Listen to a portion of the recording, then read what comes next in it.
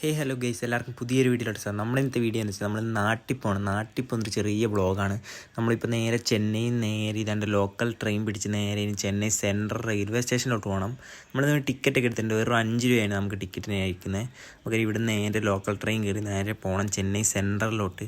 ഇതാണ് ഇവിടുത്തെ railway station വരുന്നത്. അത്യാവശ്യം സെറ്റപ്പ് റെയിൽവേ സ്റ്റേഷനാണ് ഗൈസ്. ആളൊക്കെ വളരെ കുറവാണ്, പക്ഷേ ട്രെയിൻ വരുന്ന സമയത്തിന് അത്യാവശ്യം നല്ല രീതിക്ക് ആളായിട്ടുണ്ടായിരുന്നു. ഇതാണിപ്പോൾ അപ്പുറത്തെ സൈഡിലോട്ട് ട്രെയിനൊക്കെ പോകുന്നുണ്ട്. നമുക്ക് നേരെ ഇപ്പുറത്തെ സൈഡിലോട്ടാണ് പോകേണ്ടത്. നമ്മുടെ ട്രെയിൻ ഇപ്പോൾ വരും. നമ്മൾ ട്രെയിനിൽ കയറുന്ന വിഷയമൊന്നും നമുക്ക് എടുക്കാൻ പറ്റിയിട്ടില്ല, ടൈം കിട്ടിയിട്ടുണ്ടാവില്ല. നമ്മൾ നേരെ ഇപ്പം ചെന്നൈ സെൻട്രൽ ഒന്ന് ഇറങ്ങിയിട്ടുണ്ട്. ചെന്നൈ സെൻട്രൽ നമ്മൾ നടന്നു പോകണം ഗൈസ്. അവിടുന്ന് ലോക്കൽ റെയിൽവേ സ്റ്റേഷനിൽ നിന്ന് മെയിൻ റെയിൽവേ സ്റ്റേഷനിലോട്ട് ഇച്ചിരി നടന്നു പോകണം. നമ്മൾ നേരെ നടന്ന് പോവാണ്.